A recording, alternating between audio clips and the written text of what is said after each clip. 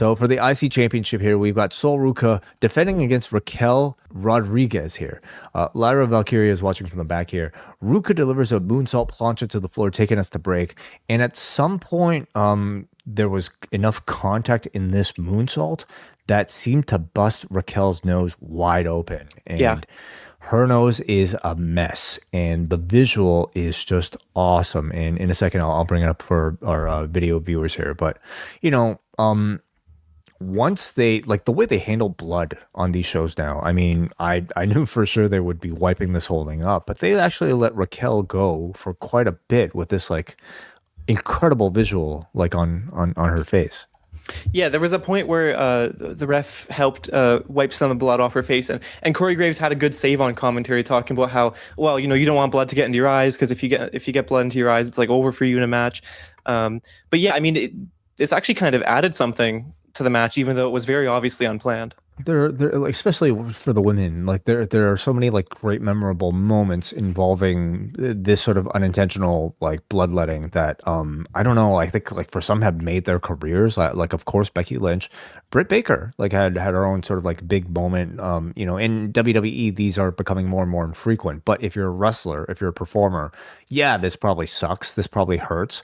You're probably hoping that it doesn't like give you a longer layoff than Yeah. you want, but for the match itself, I think you loved this. Like, I think she knew like this is gold on her face. This could be her Becky Lynch moment, right? I So yeah. I'm curious, like we didn't really get too good of an angle of the moonsault to actually see how this happened, like what bumped her and caused this to happen. I can kind of picture in my head like how that would play out, but we didn't really get to see how this injury actually emerged. We're gonna have to wait for Unreal in 6 months to show us. Yeah. So hopefully, like, nothing too major, but like in these moments, I mean, it certainly brought out a different level of intensity within Raquel. Again, like, seeing red, I think will do that to somebody. I think getting legitimately hurt might do that to somebody, but it dug something within her for, I thought, like what was one of the more intense performances we've seen out of her as a monster. So, whatever happened here, again, I'm sure it sucked. It probably didn't feel great, but it brought about I thought a really strong performance. So it's the type of thing that like seemed to fire Ruka up too, because she's hitting a little bit harder than usual in the response here. Ruka hits the sliced bread and then follows up with this like brutal looking running knee here. Yeah, it was awesome.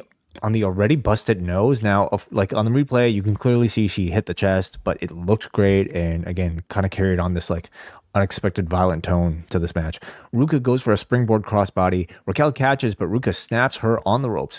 Ruka then delivers Jake Atlas's Rainbow DDT, in getting a 2 count.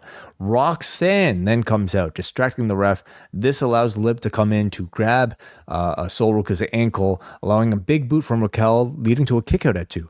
This is when Io arrives, and Liv has this like sort of great wide-eyed look of like intensity here as she is more than ready to cut Io off on this dash towards the ring, ramming her into the barricade. Io recovers, stopping Liv. This is when Raquel gets involved, and you might kind of expect, okay, Judgment Day gets distracted. Raquel takes the pin, but instead we get the Soul Snatcher stopped by Roxanne. Raquel then delivers the Tahana Bomb, and Raquel Rodriguez wins the Intercontinental Championship. And as much as they tried to wipe that blood away, you did have quite the impressive visual here by the end.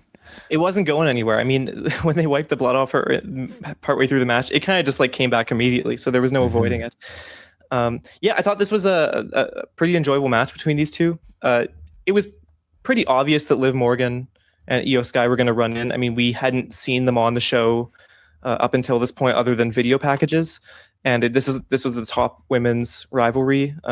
Did we really think that we just weren't going to see them at all on the show? It kind of became a little predictable by that point, but like you said, there was a fire lit under both of Ruka and Rodriguez here, and I thought the in-ring of it was good, and I like the decision of switching the belt here.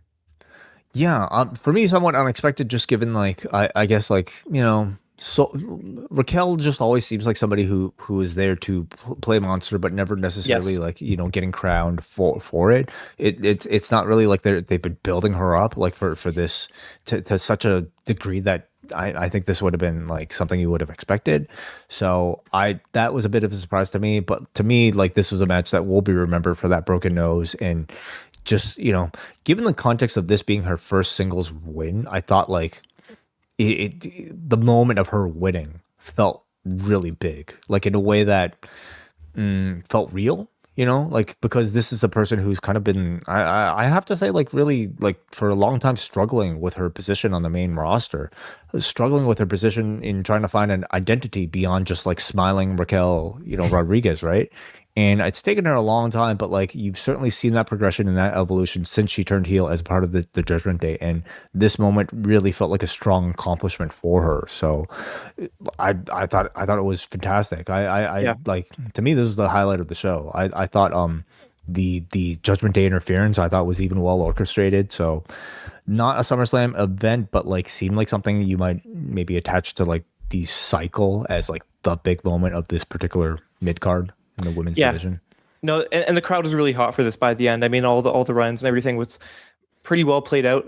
I do think it's good they had this on the show, because one of my sort of overarching criticisms of this show was that I feel like for the most part, a lot of it was like you could miss watching this episode and it's not the end of the world. You're still completely filled in on the SummerSlam rivalries.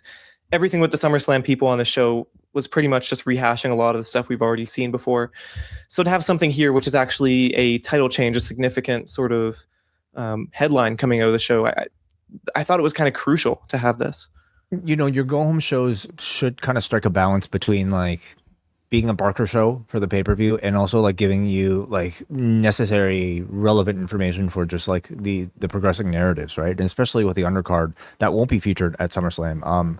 This was probably a good addition for the live crowd.